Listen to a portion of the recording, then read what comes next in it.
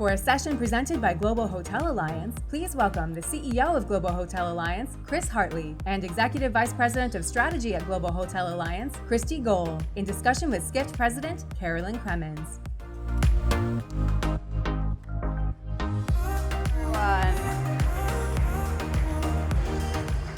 So, Chris, you are joining us from your headquarters in Dubai. Thank you for flying all the way here. And Kristi, welcome to our stage. And you are here based in the United States in Dallas. So the focus of this conversation is going to be on the power of Global Hotel Alliance and the resources that it gives independent hotels to compete against the industry giants. So you're very well known, after 20 years, you're very well known in Asia, in Australia, and in Europe, but you seem to be like the best kept secret here in the United States. You have this tremendous program where you have 40 brands, you have 800 hotels, you're in 100 different countries, and there are 28 million customers that are part of your Discover loyalty program. So tell us why independent hotels should know about you. Well, first of all, it's great to be here in New York. We've been lucky enough to join the Skift forums in Dubai, in my hometown, and in India to the first Skift forum this year. But here we are in New York, which actually the US is our biggest market, and I'll come on to that in a moment. But if you don't mind, I'm going to take you back 20 years to when we created the Alliance back in 2004, which makes me feel very old because I was there from the beginning. But there was a lot going on in the travel industry at the time. You may recall, some of you that are my age, that many of the hotel companies were owned by airlines. I was actually working for Kempinski, it was owned by Lufthansa, and the airlines were disposing of their hospitality assets. And it was also around the time that the pioneers in customer loyalty, Starwood, were bringing together multiple brands in order to create the first real multi-brand loyalty program, which became very popular. Starwood Preferred Guests, and that's now morphed into Marriott Bonvoy. And that was happening at the beginning of the century. And then at the same time, you had the advent of the online travel agencies and the power that they were bringing to digital marketing. And so we were sitting there as an independent brand. At the time, I was at Kempinski. And what we realized, there were lots of independent brands that wanted to remain on their own. They didn't want to be part of the big brand families. And so we sought other independent brands to create an alliance. The airlines had created Star Alliance and One World Alliance, and we saw that as an aspirational business model. And so we brought together lots of independent brands. We created a company, Global Hotel Alliance, with 4 major shareholders. Today, they're Kempinski as a founder member, Pan Pacific, Minor Hotel Group, and Corinthia Hotels. And believe it or not, we also brought in a technology partner, Oracle. We're going to talk more about Oracle and technology in a moment. And that was really the foundation of the Alliance. And the idea was that together we could collaborate and resist the need to become part of something bigger. These were private owners. Today, out of about 800 hotels, 2/3 of them are owner-operated hotels. And they don't want to give up those assets to third parties. But the cost of acquisition for us is huge. Yesterday, Glenn Fogel from Booking was saying, you know, all we ask you to do is pay a small commission. Well, that's fine if you're a Marriott hotel, and it's fine if you're a Hilton. If you're an independent hotel, that small commission is 20 or 25%, and we can't really afford to have 50 or 60 or 70% of our business going through OTAs. And so together, by collaborating, we're able to create this platform, try and reduce the cost of acquisition, try and gain back some market share from these big brand loyalty programs, and that's how the Alliance started. That's awesome. Well, obviously it's working, but I want to get into a little bit about the loyalty part of it, because I mean, it's really amazing. Like year after year, you hear like more of the big CEOs talking about loyalty more and more, and seeing very interesting things, collaborations coming together. And you know, we all know that if you have a successful loyalty program, you're going to get customers who are going to be very loyal to you and continue to stay at your hotels. My colleague Sean O'Neill wrote an article about a month ago about you starting now to see some of the big guys get into these alliances now with some of the smaller and all of that. Tell us about your loyalty program, Kristi. I know that you have a lot to do in building that. Yeah. So as Chris mentioned, GHA Discovery is based on the Airline Alliance model, but it goes a step further in that it's not connecting 40 disparate programs. It's actually 40 independent brands connected with one loyalty program, with one membership number, one tier structure, one set of benefits, and one rewards currency. And that rewards currency, Discovery Dollars, is actually our differentiator. So we went to our customers and asked them what they wanted, and they actually didn't want another points program because there's so many out there. You heard from several earlier today, and they're doing great things. But our members wanted something more straightforward and less complex, less diluted. And you know what? Our hotel product, our hotels and our brands are different. Our resources are different. So yes, our program's going to be different, and it has to be more creative. So we designed Discovery Dollars, and it's very simple and straightforward in that it's like cash in our hotels. One Discovery Dollar equals one US dollar. It's very useful in this market.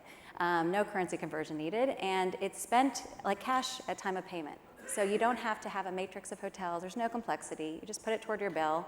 You don't have to save up for a free night or for some high threshold. You can just spend as little as you've got 10 Discovery Dollars in your digital wallet, spend it at your bill. So we now have 100 million Discovery Dollars in circulation, and it's driving the behaviors that we'd want. Members, when they redeem, it's on repeat stays, so that's check one, and they're spending 5 to 6 times more in cash than the redemption amount at our hotels. And some of our brands, it's 10 times more, and the ROI on that is significant. And so it's doing that shift, and we've only had it out there a couple years. We launched it just at the beginning of 2022, and in that time, we've doubled our member base. We are at 28 million members who are driving this year $2.7 billion to our hotels, of which that's contributing 30% of occupancy, and that's growing quarterly. And in some markets like Singapore and Bangkok, we're looking at 50% of occupancy from our loyalty members. So it's doing what we're desiring to do, it's growing, and all of that is enabled through a central technology platform, which is allowing us to recognize and reward our members during their stays, which is essential. That's the hardest thing to actually do, to achieve that, and we've got the technology for it. And then also to communicate with them directly in a personalized way the rest of the time, to keep them engaged and to drive those incremental stays on direct channels, which is the most profitable for our independent brands. So I want to pick up a thread that you just mentioned, which is on technology. And Chris, I'm going to talk to you about that because you just also talked about Oracle. I mean, I would think that as an independent hotel, it's got to be, the infrastructure that you have to put in, the amount of money that it would cost. So how are you making that easy for them? I think for small brands, independent brands, technology is becoming very complex but very essential. And the cost of a typical tech stack, if you really don't know what you're doing from CRS to PMS to POS to CDP to CRM, that's something for the big guys, and they're very good at centralizing all of that technology. But for smaller players, it's very complicated and very expensive.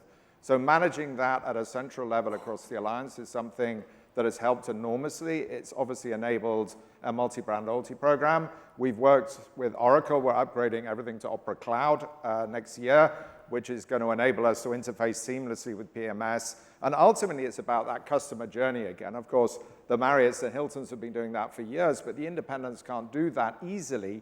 But we can by centralizing technology. It reduces the cost, and it enables us to recognize a customer at every point on that journey. Whether it's the time of booking, if they're a Kempinski customer booking in an Anantara hotel, they're still going to get recognized in exactly the same way. So technology plays a huge part in the success of the alliance, both in terms of driving down costs, but also from a customer experience point of view. Got it. Well, Kristi, congratulations. You're the Skift Idea Award Rising Star, and it's because of all the strategy that you have been able to bring to these independent hotels. Just share top line, some strategy that or advice that you have on strategy for independent hotels. Yeah, and going back to, again, it's about, for marketing, to get in front of your customer, and for independent hotels, anyone with fewer resources is just trying to find the most cost-effective way to do that. And the other aspect that we really bring is leveraging the collective for that scale and reach. So at GHA, we have these regional hotel brands, and they want to get in front of a global audience. They want to get in front of their key feeder markets in the most cost-effective way. And they do that with us, not only from the efforts we have. We have our targeted marketing, we have a robust CRM system, and we have a dedicated website and app and social presence. but it's also the amplification of our 40 brands, 40 plus brands now, that they're all cross-promoting each other.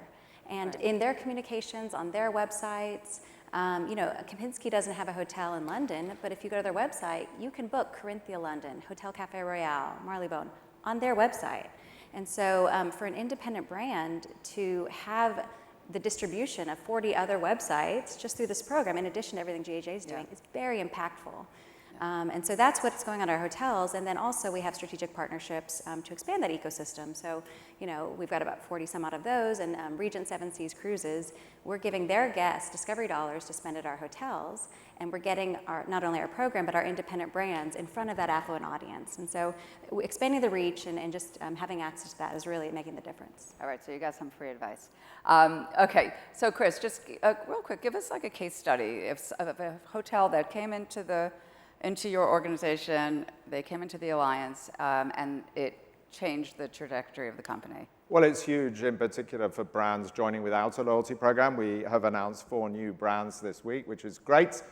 Joining later this year in Norway, in the UAE, in Greece, and in Malaysia, all of which are popular leisure destinations. So that gives more choice to our customers. They don't have a loyalty program. So from day one, they're going to have access to 28 million customers, and that's going to generate instant demand in occupancy into their hotels. But then there's the other extreme. For example, our largest partner, Minor Hotels, they acquired NH Hotels about 5 years ago. And NH had an existing loyalty platform, NH Rewards, with 10 million members. But what we did is we decided between us that it would be better for NH Rewards to join GHA Discovery and become part of this bigger global platform. And what has that done? First of all, we're able to link all their technology. We're able to recognize all of their customers. They share now the common currency, Discovery dollars. But what that does for their customers means that their customers have more choice. And that's created a more satisfied NH customer because they're able to earn their Discovery dollars in Spain or in Italy, but they're able to use them in the Maldives or in Thailand or in Dubai, which are the places they want to go to. So you've got a happier NH customer, but at the same time, you've got a happier group of member brands in the Alliance because they've gained 10 million new members into the Alliance. And so the goal over the next few years is to replicate that in other markets. We need a partner here in the US. That's a very important target. That's why we're here in particular, because the US is our largest outbound market, $250 million of international spend this year, but we only have a handful of hotels in this market. So the right partner in this market would certainly help us grow the strength of the Alliance and help to continue to look after the interests of these great independent brands around the world, who are really some of the best group of brands that consumers could hope to visit. And I think most companies around the world would look at our brands and say, you have some of the best brands in the world. We've just got to get that message out, and that's what the Alliance is all about. Well, I think you just did. Happier customers, happier brands. There you go. Thank you so much for joining us. Carolyn. Thank you.